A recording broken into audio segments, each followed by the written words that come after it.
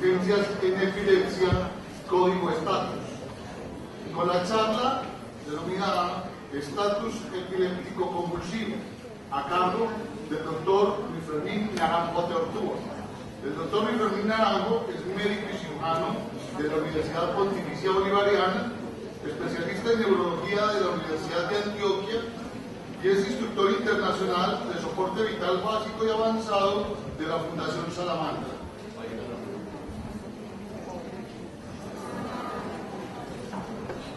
Buenos días. Iniciamos la charla de estado epiléptico convulsivo y antes de iniciar esta charla es fundamental y esencial todo lo que hemos repasado anteriormente. Cuando se presenta una crisis epiléptica, su atención prehospitalaria primero por parte de la familia y tener muy claro que cuando la familia se presenta este evento y la gente no sepa llamar a 2 números, el 123, y cuando este esté ocupado al 119, que es bomberos. Prestan inmediatamente la atención con personal cada vez más entrenado y lo trasladan al hospital, donde en el hospital empezamos a definir, y es el escenario más frecuente, tristemente, que nos acompaña, y empieza el estado epiléptico convulsivo.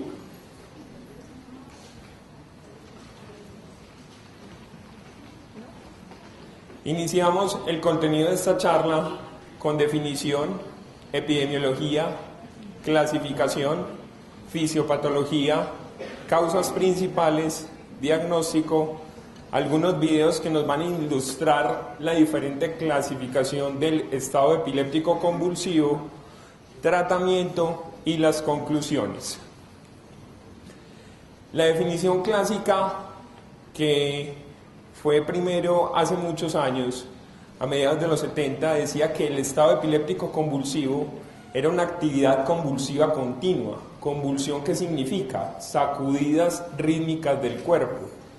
Compromiso del estado de conciencia y que se puede acompañar de una deficiencia neurológica focal, como es la parálisis de TOD, que es la parálisis de una extremidad, ya sea paresioplejía, que puede durar desde horas hasta 15 días. Que dura más de 30 minutos esta actividad convulsiva o 2 ataques convulsivos sin recuperación del estado de conciencia basal. Esta definición que muestran los diferentes estudios en animales, que el daño neurológico que se presentaba en ellos era irreversible. Luego estos estudios se extrapolaron en humanos y obviamente si hay una actividad anormal de la corteza cerebral durante 30 minutos, vamos a tener muy pocas cosas que ofrecer a los pacientes. Por eso la definición actual, ¿cuál es? Actualmente es actividad convulsiva continua más de 5 minutos. Es la aplicación clara de la definición donde debemos seguir un adecuado protocolo, un adecuado manejo y dirigido a metas claras en este evento. Estado epiléptico convulsivo es una emergencia médica y neurológica. La incidencia de los estudios en los Estados Unidos es de 10 a 41 casos por 100.000 habitantes.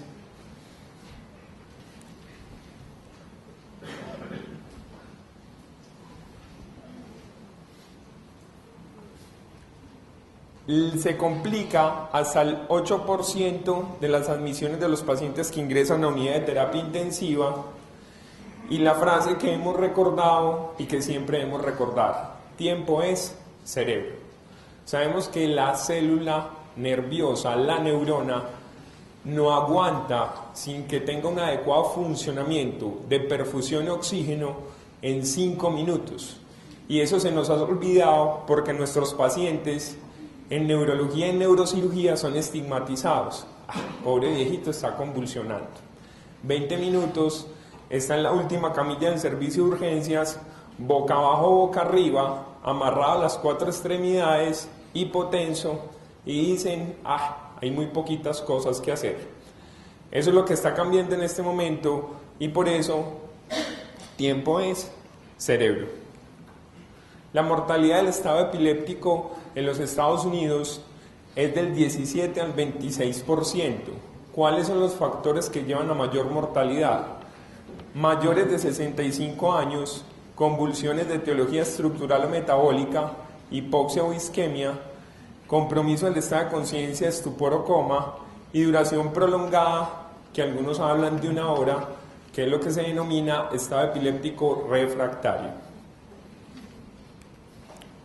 Los pacientes que sobreviven a un estado epiléptico tienen una independencia solo del 10 al 23%, lo cual esto nos demuestra que es algo muy fatal, que esto es algo muy difícil, que si no nos sensibilizamos y tenemos un adecuado entrenamiento tanto en el manejo médico como prehospitalario, los desenlaces son horribles.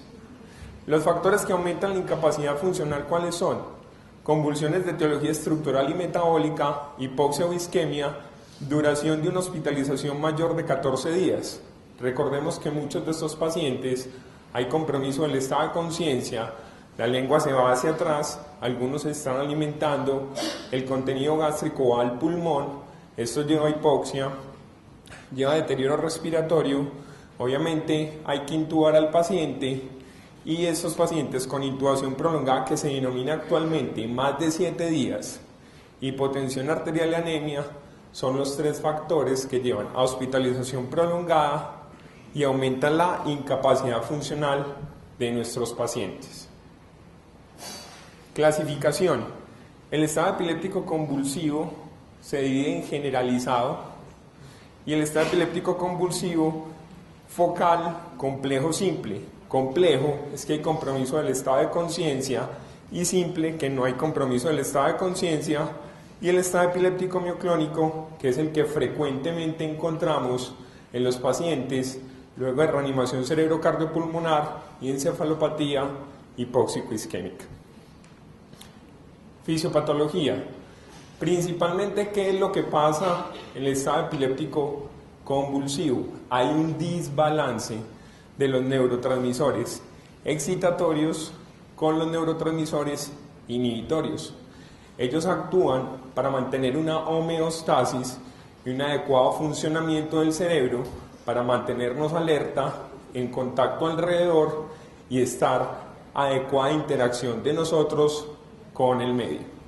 Cuando esos desbalances de esos neurotransmisores se producen, es lo que lleva a una actividad convulsiva continua. Y aquí vamos a denominar la principal parte de la fisiopatología del estado epiléptico convulsivo, que es lo que se denomina tráfico de los neurotransmisores, principalmente de los receptores. 2 tipos de receptores importantes: GABA, subunidad A, que es inhibitorio, y los receptores N-metildiaspartato, NMDA, que son excitatorios. ¿Qué es lo que sucede? Acá vemos la membrana presináptica, las vesículas donde va el contenido de los neurotransmisores, la hendidura, y aquí están los receptores en la membrana postsináptica. Aquí está el aparato de Golgi, el lisosoma y el retículo endoplásmico. ¿Qué es lo que sucede? Cuando las actividades continuas siguen la actividad continua epiléptica, ¿qué sucede? Primero que se libera los neurotransmisores inhibitorios, pero ¿qué sucede cuando se prolonga más allá, generalmente de 3 a 5 minutos? Ocurre un grave problema. Los receptores GABA sub a través de la clatrina, en la membrana postsináptica, se hace una forma de endosoma, se engloban, luego llegan al aparato de Golgi y se destruye el receptor. ¿Este receptor a dónde va? Al retículo endoplásmico, ya dañado, o de nuevo a la membrana, produciendo una disminución de los receptores GABA sub A. Entonces se va disminuyendo ¿cuál? La capacidad inhibitoria. ¿Qué pasa con lo otro? Se van expresando más receptores de N-metildiaspartato. Entonces, ¿qué sucede? Mayor excitabilidad, mayor despolarización y mayor actividad convulsiva. El proceso de la tráfico de los receptores NMDA y GABA-A es lo que lleva a una actividad epiléptica continua. Ese es el factor fisiopatológico más importante, sobre todo en la parte de tratamiento. Como denominamos farmacoresistencia, que es resistente a los medicamentos, benzodiazepinas, barbitúricos y propofol, que su principal receptor o mecanismo de acción es a través del receptor GABA-A. Como no hay receptores, no actúan los medicamentos, la convulsión se prolonga y le va mal a los pacientes. Todo lo inverso ocurre con los receptores N-metil de aspartato. Al haber mayor número de receptores, hay mayor excitabilidad de la neurona, y esto es lo que se denomina que cuando se prolonga más de una hora lleva un estado epiléptico sostenido, lo que se denomina refractario. La inhibición de la liberación de los receptores de NMDA de glutamato es la opción terapéutica que se está en este momento interviniendo en el estado epiléptico. ¿Qué mecanismos nerviosos tenemos? Excitación neuronal a través de los receptores N-metil de aspartato, que es donde actúa el glutamato, neurotransmisor excitatorio por excelencia del sistema nervioso central, y los receptores 9-NMDA, que están los AMPA y los ANCA, que también funciona el glutamato, pero también funciona otro neurotransmisor importante, el aspartato. Hay mayor gasto metabólico neuronal, aumenta el flujo sanguíneo cerebral, esto puede llevar a edema, y si no se controla adecuadamente, el edema cerebral lleva a herniación cerebral y finalmente puede llevar a muerte del paciente. Mecanismos sistémicos, ya lo habían nombrado anteriormente, pero se refuerza: hipoxia. El edema agudo de pulmón puede ser de dos orígenes: respiratorio por la misma neumonía aspirativa, pero también puede ser de origen neurogénico. ¿Qué pasa en la parte de origen neurogénico? Se liberan catecolaminas, se altera la vascularización pulmonar y lleva a edema agudo de pulmón. Y obviamente la neumonía aspirativa. La parte cardiovascular que nos pasa lleva a arritmias cardíacas. Los principales tipos de arritmias cardíacas que se presentan en el estado epiléptico convulsivo son taquiarritmias, principalmente supraventriculares, y si no se detectan adecuadamente pueden llevar finalmente a falla cardíaca más otros factores estresantes, como la hipoxia. La fiebre, los trastornos metabólicos, sumamente importante. Cada vez que tengamos estos pacientes debemos tener de entrada un dextromíter, y lo segundo, saber qué iones tenemos, sobre todo hipernatremia, hiponatremia, hipercalemia, hipocalemia y los trastornos del magnesio. ¿Qué lleva? A la contracción muscular, lleva a la liberación de proteínas por medio de la rhabdomiólisis. Estos llegan al riñón y finalmente puede llevar a necrosis tubular aguda. O sea que el enfoque de estos pacientes es multidimensional y de varios sistemas. Las causas principales del estado epiléptico convulsivo: antes se creían que eran los pacientes que tenían preexistencia de epilepsia, pero estos se presentan en un 22 o un 26%. Luego los estudios que han demostrado, pilas, o hay que tener cuidado con el estado epiléptico convulsivo de etiología asintomática, que puede ser estructural o metabólica. O sea, que no sea por un paciente que tenga epilepsia previamente, sino un paciente con infarto agudo cerebral. Entre los ataques cerebrovasculares sabemos la división de isquémico, generalmente por un infarto agudo cerebral, y lo segundo, ataque cerebrovascular hemorrágico. Principalmente, ¿cuál? Hemorragias aracnoidea aneurismática o las hemorragias intraparenquimatosas encefálicas. En este estudio fue la principal causa en un 25% de los pacientes. Lo segundo, cambio de antiepilépticos. La meta en epilepsia es ser o manejar con monoterapia, un solo medicamento dirigido adecuadamente al síndrome epiléptico y al tipo de crisis, y que cuando se hagan los cambios se haga de una manera adecuada, siempre vigilando. Una cosa muy importante es preguntar adherencia al tratamiento. Los cambios de antiepilépticos en ese estudio fue del 18%, y otras cosas importantes fueron el abandono de alcohol y drogas, la anoxia, alteraciones metabólicas, infección, trauma y tumor. Las causas agudas: alteraciones metabólicas, que ya lo hemos hablado, sepsis, infecciones del sistema nervioso central, ¿cuáles? Meningitis, encefalitis o abscesos cerebrales, ataque cerebrovascular, trauma craneoencefálico con o sin hematoma epidural o subdural, retiro de opioides, benzodiazepinas o barbitúricos, no adherencia a los antiepilépticos. Siempre hay que preguntarle a nuestros pacientes cómo se están tomando la droga y qué adherencia tiene a ellos la parte de hipoxia y paro cardiorrespiratorio, sobre todo en la encefalopatía hipoxicosquémica, luego de paro, la encefalopatía hipertensiva y el síndrome de encefalopatía reversible posterior. ¿Cuál es la manifestación de este síndrome? Se eleva la presión, se hace una alteración de la autorregulación generalmente en el flujo sanguíneo del territorio vertebrovascular y se debe a múltiples causas: hipertensiones arteriales secundarias o enfermedades autoinmunes. Y las encefalitis autoinmunes, hay varias causas.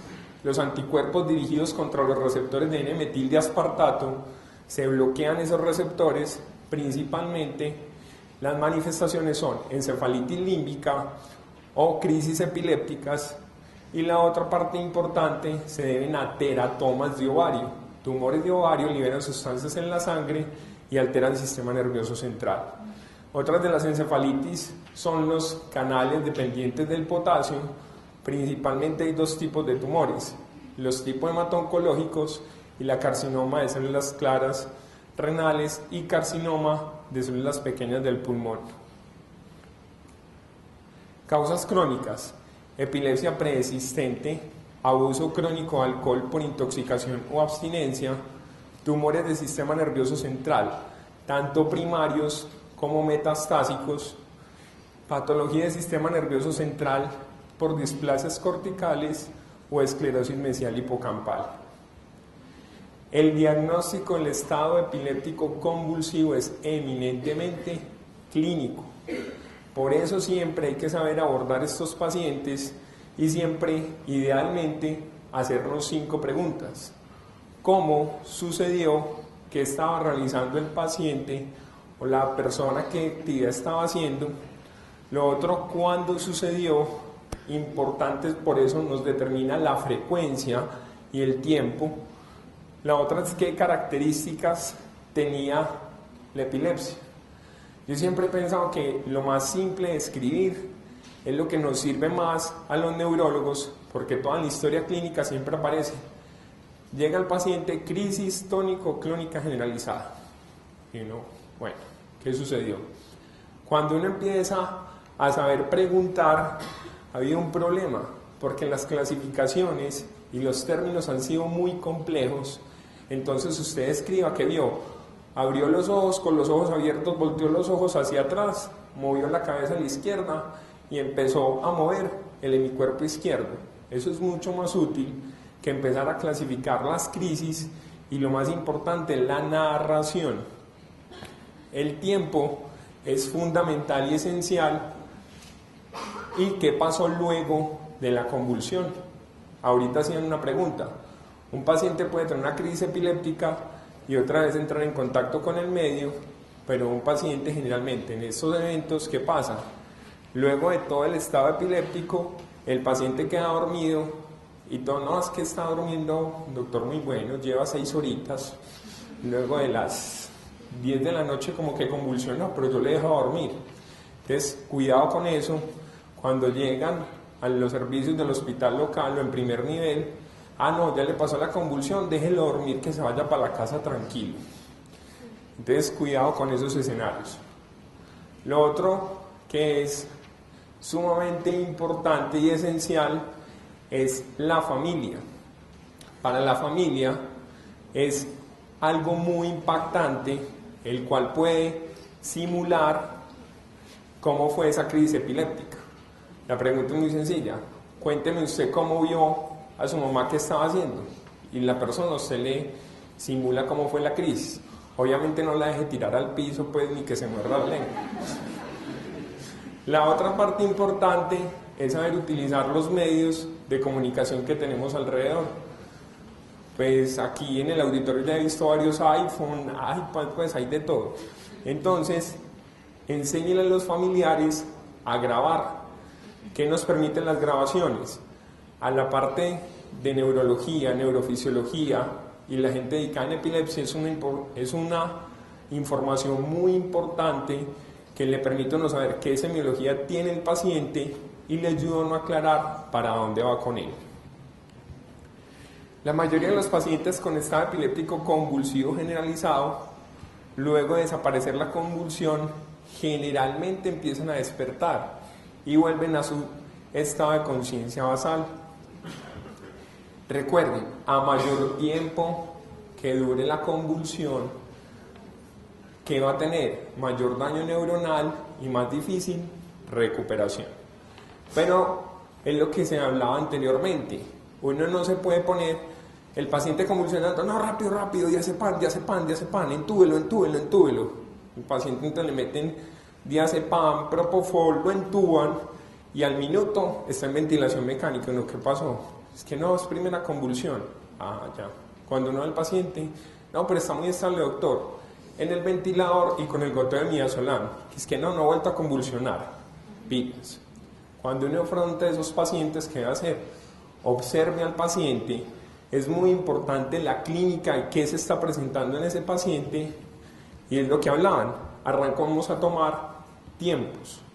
En esa medida del tiempo, una emergencia no quiere decir uno desesperarse, correr, hacer todas las cosas, sino de manera organizada y tranquila, va organizando su grupo de trabajo alrededor y va trabajando en el paciente. Si el estado de conciencia no se recupera a los 20 minutos que haya parado la convulsión o el estado sigue siendo anormal del estado mental 30-60 minutos, idealmente este paciente se le debe realizar un electroencefalograma e idealmente un video monitoreo electroencefalográfico. Vamos a ver algunos videos.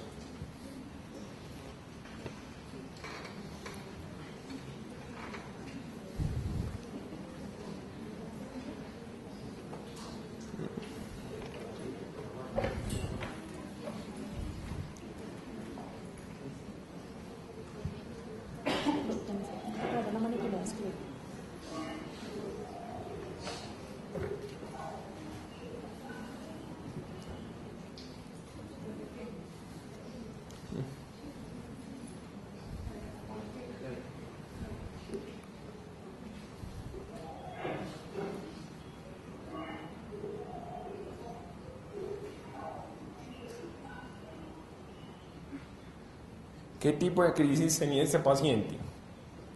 25 opciones. No, mentiras. ¿Es una crisis focal? ¿Es una crisis tónico-clónica generalizada? ¿O es una crisis mioclónica? Levanten la mano quienes dicen crisis tónico-clónica generalizada. Crisis mioclónica. Mioclónica. Y crisis focal. El 90% del auditorio no responde. Entonces llamemos a un amigo. Si vemos las crisis, tienen unas sacudidas de miembros superiores y miembros inferiores distales. Eso es lo que nos caracteriza una crisis mioclónica.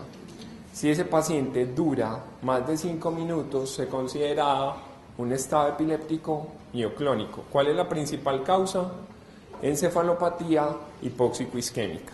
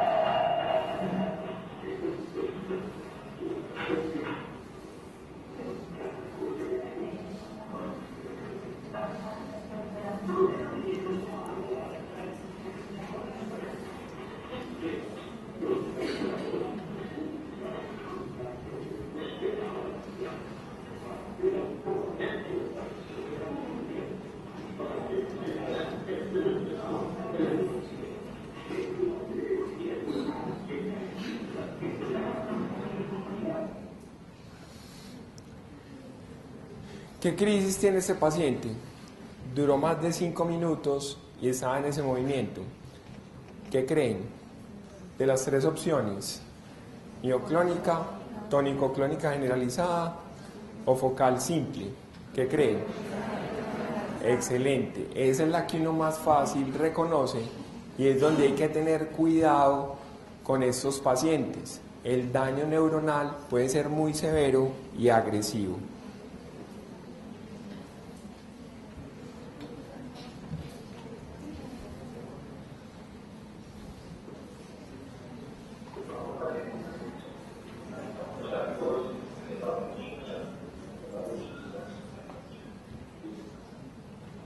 El señor estaba hablando con el técnico, créanme.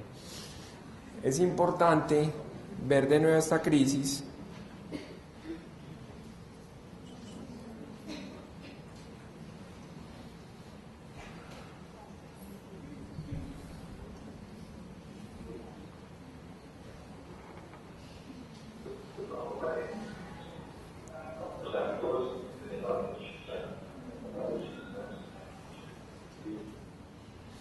Ese paciente, con el solo parpadeo, ese paciente tenía una crisis focal.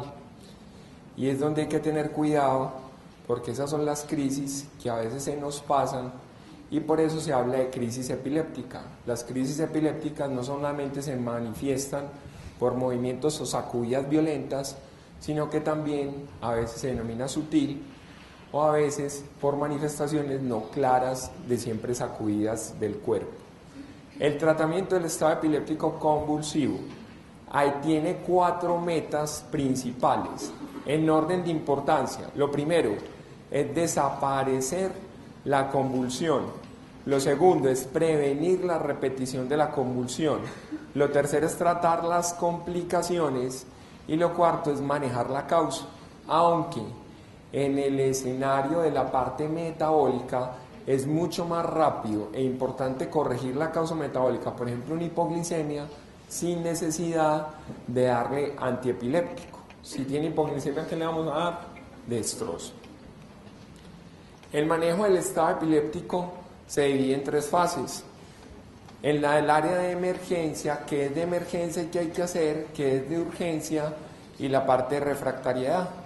En esta charla vamos a dar principalmente por emergencia y por urgencia. El manejo de la emergencia, ¿cuál es? Los medicamentos de primera línea son las benzodiazepinas. En nuestro medio, ¿cuál tenemos? Utilización de diazepam, dosis del diazepam, 0.15 miligramos por kilo con medicamento de segunda línea. ¿Cuál tenemos en nuestro medio? Fenitoína a 18 miligramos por kilo. Eso es importante saber estas dosis porque eso es lo que nos evita la refractariedad de los pacientes y hay que dar las dosis que son en nuestros pacientes. ¿Qué otra opción tenemos? Si tuviéramos en nuestro medio, una excelente opción sería lorazepam a dosis de 0.1 miligramos por kilo. O la otro medicamento como droga de segunda línea alternativa a la fenitoína sería la fosfenitoína a dosis de 20 miligramos por kilo. Ese es un estudio de 1998, es un estudio hecho por David Bierman en 384 pacientes con estado epiléptico convulsivo generalizado, crisis convulsiva, duró más de 5 minutos, prospectivo, doble ciego, aleatorizado y multicéntrico, en donde se dividieron los pacientes en 4 grupos. Un grupo de lorazepam, la dosis fue 0.1 miligramos por kilo y se midió el éxito que era parar la convulsión, la cual fue el 64.9%. Diazepam a dosis de 0.15 miligramos por kilo más fenitoína, 18 miligramos por kilo, el éxito fue de 55.8%. El fenobarbital a dosis de 15 miligramos por kilo fue el 58.2% del éxito y la fenitoína a 18 miligramos por kilo como único medicamento el éxito fue el 43.6%. Este estudio que concluye que el lorazepam es más efectivo que la fenitoína, pero que no hay diferencias con el fenobarbital y con la fenitoína más el diazepam, motivo por el cual pueden ser las drogas que podemos utilizar en nuestro servicio de urgencias. Fenitoína más el diazepam. Este es un segundo estudio de 205 pacientes con estado epiléptico convulsivo generalizado que se había mostrado anteriormente. Es un estudio prospectivo doble ciego aleatorizado realizado por paramédicos, donde ellos aplicaban la medicación. Se dividieron en 3 grupos, les dieron al paciente que tenía duración más de 5 minutos, lorazepam 2 miligramos intravenoso, a 66 pacientes con un éxito del 59%, y las complicaciones cardiorrespiratorias fueron del 11%.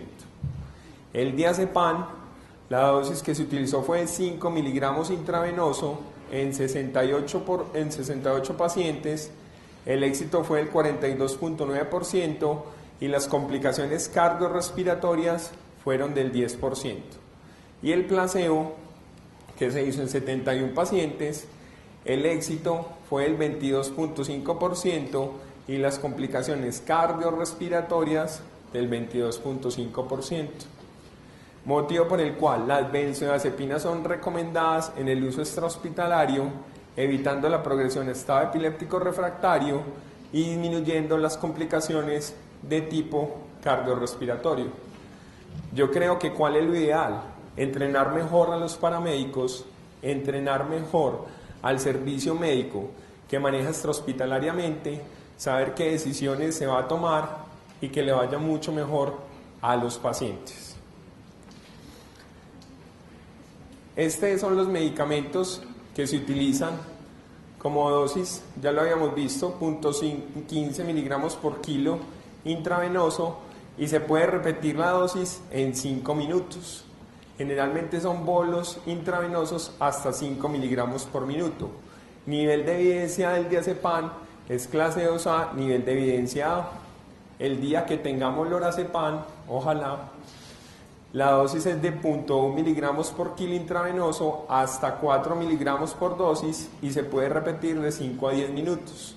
Los bolos intravenosos van de 2 miligramos minuto. Clase 1, nivel de evidencia A. Midazolam, 0.2 miligramos por kilo intramuscular máximo, hasta 10 miligramos. Se da por peso del paciente, el cual se puede utilizar mayor de 40 kilos, 10 miligramos intramusculares, de 13 a 40 kilos, 5 miligramos intramusculares. Sobre todo esto es importante en los niños, que es muy difícil canalizar una vena y fuera de eso pues convulsionando. El intranasal 0.2 miligramos por kilo y el oral 0.5 miligramos por kilo. Clase 1, nivel de evidencia A. La fenitoína, recordar, la destroza, destruye la fenitoína. Siempre que lo vamos a colocar debe ser en salino, no máximo de 50 miligramos minuto, y lo otro importante es que se da un bolo de 20 miligramos por kilo, pero ese bolo es que se debe dar aproximadamente, hacemos el cálculo, pasarlo no más rápido de 20 minutos. Dar dosis, se pueden repetir dosis de 5 a 10 minutos de 10 miligramos por kilo. Clase 2B, nivel de evidencia A. La fosfenitoína, que es un medicamento modificado en la fenitoína con menos efectos cardiovasculares. La dosis es de 20 miligramos por kilo intravenoso y se puede dar a los 5 a 10 minutos un bolo adicional de 5 miligramos por kilo. Vean que se puede pasar mucho más rápido, hasta 150 miligramos por minuto. Nivel de evidencia, clase 2B, nivel de evidencia A. El ácido valproico, 20 a 40 miligramos por kilo, y se puede dar dosis adicional, 5 a 10 minutos, 20 miligramos por kilo, y es un nivel de evidencia, clase 2B, nivel de evidencia A. El fenobarbital, 20 miligramos por kilo, podemos dar dosis adicionales 5 a 10 minutos, 10 miligramos por kilo, y el nivel de evidencia es clase 2B, nivel de evidencia A. Los nuevos antiepilépticos sirven como drogas de segunda línea o como alternativas para tratar el estado epiléptico convulsivo. ¿Qué medicamentos tenemos que son seguros en estudios que están en países en vía de desarrollo, donde no tenemos la parte hospitalaria, la remisión adecuada a estos pacientes? Dos medicamentos que se pueden utilizar en el estado epiléptico convulsivo como segunda línea: el ácido valproico o el levetiracetam. El levetiracetam se utiliza de 1000 a 3000 miligramos intravenoso, clase 2B, nivel de evidencia C. Estos dos medicamentos producen menos complicaciones cardiorrespiratorias y menos sedación, la cual puede ser una alternativa. El topiramato generalmente se utiliza como droga de tercera línea, 200 a 400 miligramos vía oral por sonda nasogástrica, de 300 a 1600 miligramos día, clase 2B, nivel de evidencia C.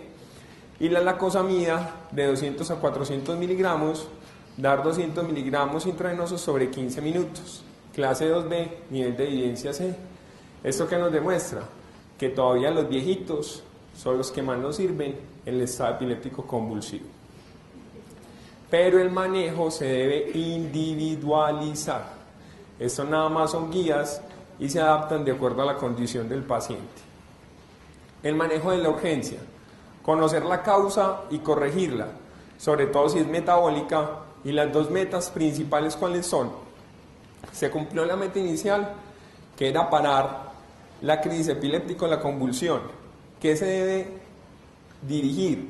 A alcanzar un nivel terapéutico adecuado al antiepiléptico y continuar con dosis de mantenimiento. Pero cuando falla la terapia inicial, ¿qué debemos hacer? Rápidamente la meta es parar el estado epiléptico.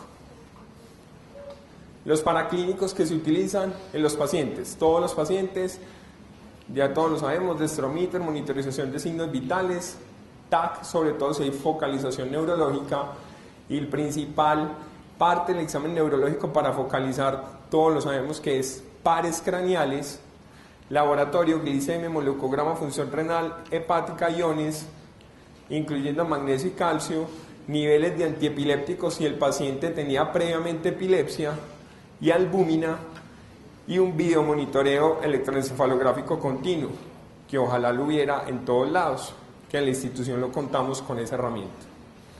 Basados en la presentación clínica: una resonancia magnética cerebral, punción lumbar, como lo habían nombrado anteriormente, infección del sistema nervioso central, y estado epiléptico convulsivo de etiología no clara, siempre debemos sospechar en tóxicos. Otros laboratorios: electrocardiograma, troponinas, tipo de sangre, estudio de coagulación y gases arteriales. Este es un estudio donde se compara el ácido valproico y la fenitoína en 68 pacientes con estado epiléptico convulsivo generalizado, donde el éxito en la primera dosis del ácido valproico, que fue de 30 miligramos por kilo, fue del 66%, y si no paraba a los 5 minutos se volvía a repetir la dosis, y el éxito fue en total del 79%. Comparado con la fenitoína sódica, fue nada más primera del 42% y la segunda en dosis acumulada con respecto a la primera fue solo del 25%. En conclusión, el ácido valproico podría ser una mejor elección en el estado epiléptico convulsivo que la fenitoína, por su mayor eficacia y a pesar de tener, que fue el estudio, la crítica al estudio, pocos pacientes. La albúmina es muy importante en los pacientes en estado crítico, porque si hay albúmina tenemos menos proteínas, tenemos más fracción libre del medicamento y podemos tener mayor toxicidad. Sobre todo en qué pacientes: los pacientes renales, los pacientes con hepatopatía, y por eso siempre en esos pacientes deberíamos medir la albúmina, sobre todo para corregir qué niveles: medicamentos como la fenitoína y el ácido valproico. Este es un estudio del Journal of Pharmacological Science del 2005, en donde vieron los diferentes niveles que se producían en la parte de experimentación, y entonces lo primero que hicieron que era medir la albúmina en gramos por litro. Este valor daba un porcentaje y se aplicaba esta fórmula: corrección del ácido valproico, que era la sangre del nivel de ácido valproico que habíamos medido por la H, que es del anterior cuadro del porcentaje, y todo este valor lo dividimos en 6.5. Para la fenitoína, ¿cuál sería? Niveles de fenitoína en sangre lo dividimos por el total del 0.2 por la albúmina más 0.1. Hay tratamiento inmediato. Tratamiento inmediato. Se ha demostrado. Protección de la vía aérea idealmente es no invasiva. Posición de la cabeza. Importante, la posición de seguridad en decúbito lateral izquierdo. Y lo otro, cuando estamos ante la presencia de un estado epiléptico convulsivo, idealmente esos pacientes, para decidir si hay que entubarlo o no, nos serviría mucho los gases arteriales. Se hace inmediato, a los 2 minutos. Lo ideal que es mantener permeable la vía aérea, evitar el ronquido, maniobra frente mentón en paciente no traumático, tracción mandibular en paciente de trauma y administrar oxígeno. Intubación, cuando hay compromiso respiratorio por los gases arteriales o sospecha de elevación de presión intracraneana. Recordemos la triada de síndrome de hipertensión intracraneana, cefalea, vómito y papiledema. Asegure la oxigenación y ventilación adecuada. Signos vitales: saturación de oxígeno, presión arterial y frecuencia cardíaca. Estabilizar y soportar los signos vitales adecuadamente, pero tener cuidado, es observarlos. Usted no siempre, si el paciente se le elevó la presión, usted espera, observa, si a los 20 minutos persiste elevada, primero haga una neuroimagen, revise antes bien a su paciente y el paciente ya estabilizado, determine si lo tiene o no.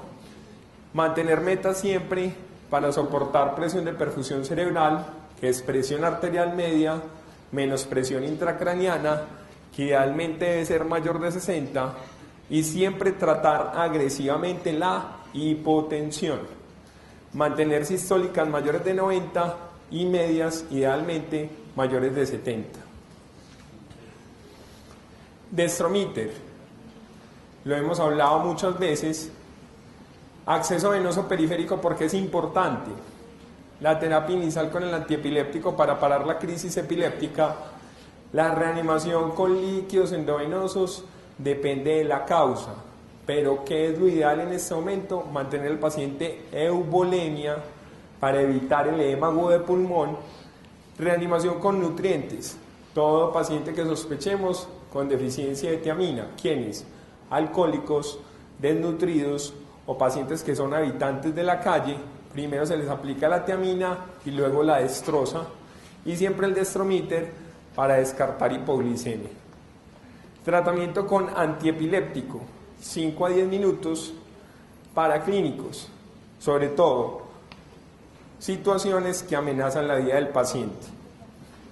Examen neurológico en 5 a 10 minutos, y lo principal del examen neurológico es descartar: ¿hay hipertensión intracraneana, sí o no? Usted lo sabe, por la historia clínica del paciente y la revisión de él, y que ojalá todos estuviéramos en la capacidad, y hay que hacerlo, es hacer fondo de ojo.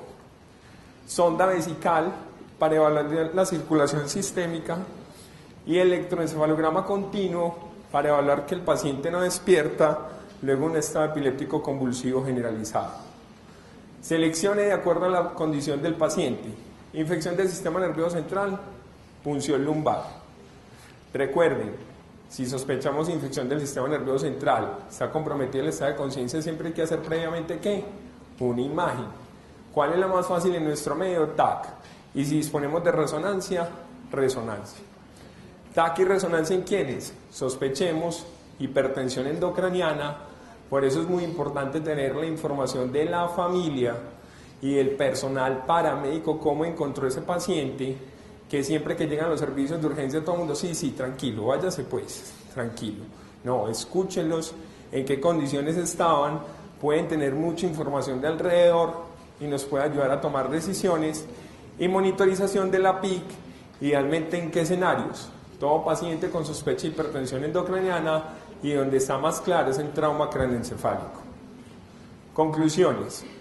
El estado epiléptico convulsivo es una emergencia médica que requiere una adecuada intervención para evitar daño neurológico irreversible. La principal fisiopatología es la teoría del tráfico de receptores. El diagnóstico es clínico. Las metas del tratamiento: desaparecer, prevenir la crisis, manejar complicaciones, corregir su causa.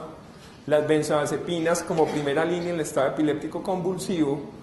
Tener un manejo adecuado, ojalá una red adecuada de emergencias y de urgencias.